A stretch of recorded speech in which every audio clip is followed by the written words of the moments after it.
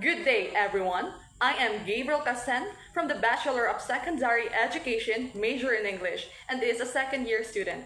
Today, I will be discussing two topics, which are the quality differentiated instructions and homeschool or distance learning. But before I start, I will read first the significant learning objectives that can be aimed through lesson. First is define quality differentiated instructions and homeschool or distance learning. Second, explain the concepts of quality differentiated instructions and homeschool or distance learning. And the third one, to learn about the importance of these topics in education. And now, let us embark on our discussion, but first, I'll be tackling the quality differentiated instructions. Differentiated instruction is a teaching method that adapts education to the individual learning needs of each learner. The students all share the same learning objective. However, education differs based on students' interests, preferences, strengths, and problems. Differentiated instruction is a method of teaching that considers the requirements and learning styles of each student before creating a lesson plan. According to Tomlinson, teachers can differentiate instruction in four ways. The first one is the content, what knowledge and skills students need to acquire. The second one, process, how learners make sense of the topic. And the third one, the product, how much the student learn. And the last one, learning environment in a classroom setting. First, the content. The knowledge, understanding, and skills, or KUD, that students must study are referred to as content according to Tomlinson in View in 2010. It's vital to note that in a differentiated classroom, these learning goals should almost always be the same for all students. For process according to Tomlinson and in View in 2010 is how students come to grasp and make meaning of the information. They comprehend generating sense-making exercises that help students own the subject by helping them to see how it makes sense and grasp how it is valuable beyond the classroom by diversifying the process. For product, students show what they have come to know, understand, and be able to perform over a lengthy time of study through products. A synonym for a product is an authentic evaluation, according to Carol Ann Tomlinson, which provides instructors with fertile ground for differentiation. Affect or learning environment. Changing the learning environment to fit the emotional needs of students is referred to as differentiating student effect. According to Tomlinson, while organizing features of education, such as respectful activities and flexible grouping, it is important to address kids' emotional requirements. Some kids can sit still for long periods of time, so we give them additional opportunities to walk. Since we already know about how teachers can differentiate instructions, we will now talk about how teachers differentiate students according to three things.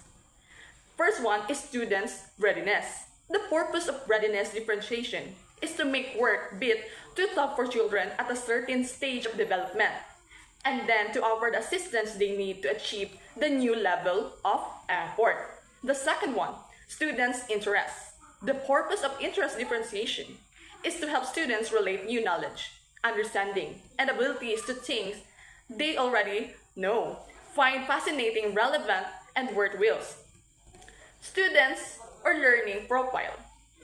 The purpose of learning profile differentiation is to educate in the ways that students learn best and to expand their learning options.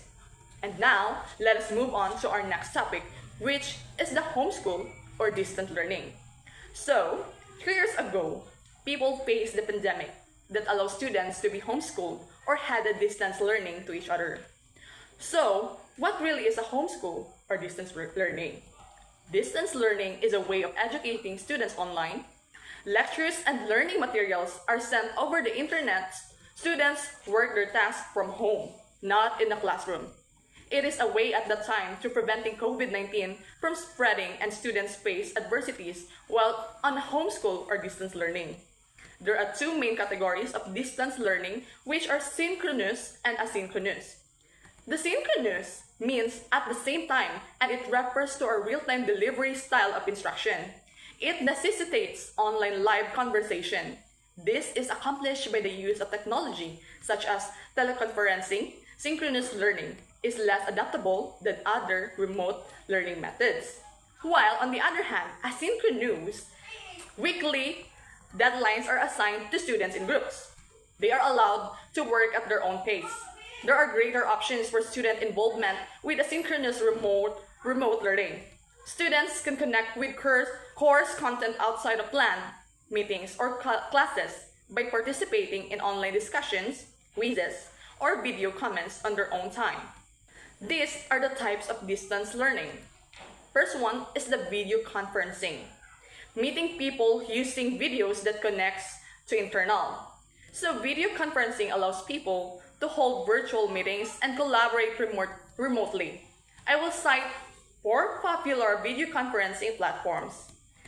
There are the Zoom, Google Meet, Skype, and Microsoft Teams. The second one is the hybrid distance education. Combination synchronous and asynchronous methods. Hybrid distance education combines traditional face-to-face instruction with online learning elements. This blended approach offers flexibility and convenience while still providing opportunities for in-person interaction and engagement. The third one is this open schedule online courses. Students are given deadlines and work their own pace.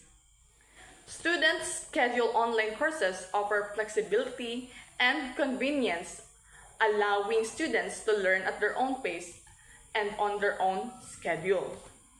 And the last one is the fixed time online courses. They must complete pre-scheduled classroom activities at a specific pace. Do you know that there are benefits of distance learning? Let's tackle it out. So here are the benefits. The first one is the self-inspiration. The second one, earning while learning. The third one, flexibility to choose. The fourth one, money and time savings. The fifth one, adaptability and freedom. And the sixth one, virtual trips. And the last one, easy accessibility.